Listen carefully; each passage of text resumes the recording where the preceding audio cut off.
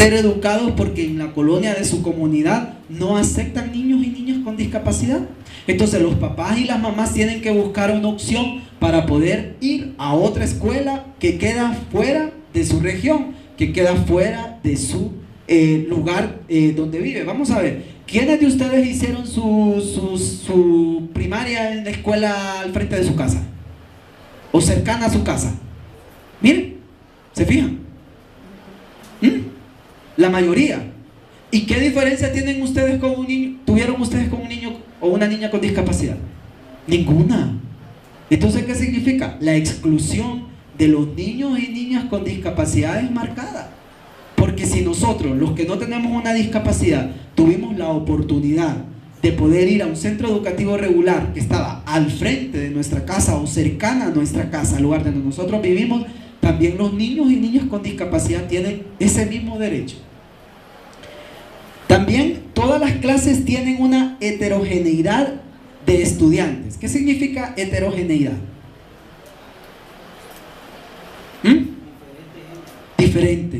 Diferentes. ¿Cuántas personas habemos aquí? Que habremos unas 60. ¿Todas seremos iguales? No. Vamos a ver, ¿quiénes usamos lentes? Miren, ya hay una diferencia entre nosotros y los demás. Hay una heterogeneidad. ¿Quiénes son mujeres? Miren, otra diferencia, ¿eh? Hay más mujeres que hombres. Entonces, todo el proceso es una heterogeneidad. Entonces, por ende, la escuela también, en el aula de clase, todas las aulas de clases también tienen elementos diferentes.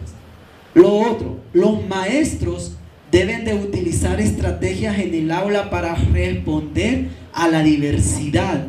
Uno de los grandes problemas que tienen los maestros es su temor. Tienen miedo. Cuando llega, por ejemplo, un niño con una discapacidad, lo primero que dicen los maestros: uy, ¿a qué rollo me estoy metiendo? Si tengo que atender 50 que no tienen una discapacidad y tengo que atender uno que tiene una discapacidad, bueno, ¿y a quién voy a atender primero? O sea, ¿qué voy a hacer?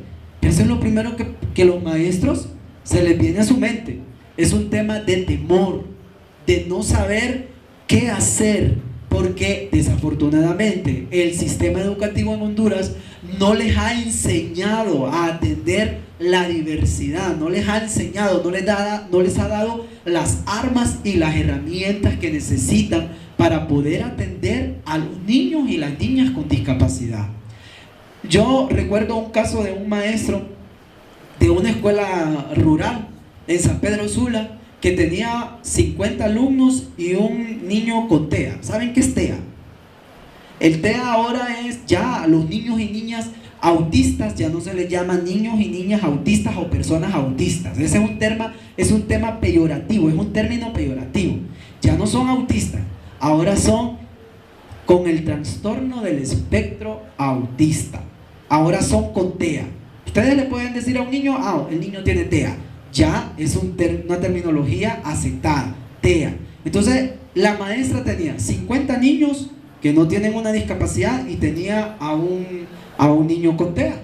Y yo recuerdo que yo estuve platicando con ella y la maestra estaba feliz porque el niño con TEA más bien era el centro de atención de los demás niños y él le ayudaba a controlar a todos los demás niños. O sea, ella entendió que el niño con el TEA era el centro del aula y que a través de él iba a poder desarrollar las habilidades de los demás.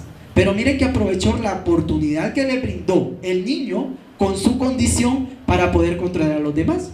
Pero eso es un tema de actitud, es un tema de que el maestro y la maestra realmente tengan las ganas de trabajar con los niños y las niñas con discapacidad.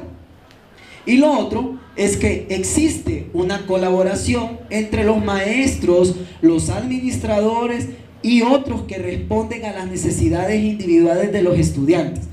Hay un triángulo en el tema de educación. No sé si ustedes en pedagogía lo ven. ¿Cuál es ese triángulo?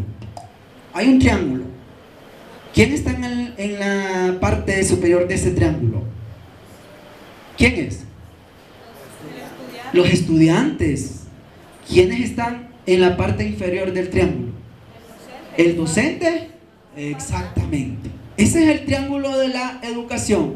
El niño y la niña es el actor principal, pero sin la participación del maestro y sin la participación de los padres, entonces el sistema educativo o la enseñanza, el proceso educativo se cae. ¿Por qué se cae? Porque ellos dos son los que mantienen esa pirámide, ese triángulo, lo mantienen. Hace que ahora se habla de la comunidad educativa, o sea, ya no solo son los padres ni los docentes, sino hay más actores que pueden colaborar en el proceso. Correcto, eso nosotros también en discapacidad, esa es una estrategia que se llama desarrollo inclusivo, en donde todos los actores involucrados en una comunidad participan activamente en el tema del fortalecimiento de los derechos humanos. Eso también está cambiando un poco el tema de la terminología, pero al final nosotros tenemos que estar claros que quienes están involucrados directamente en ese proceso de educación y los que lo deben de llevar son los padres y los maestros. Si los padres no participan, no ayudan, el proceso se nos cae. Eso los padres tienen que tener claro. Desafortunadamente los padres no son muy poco participativos.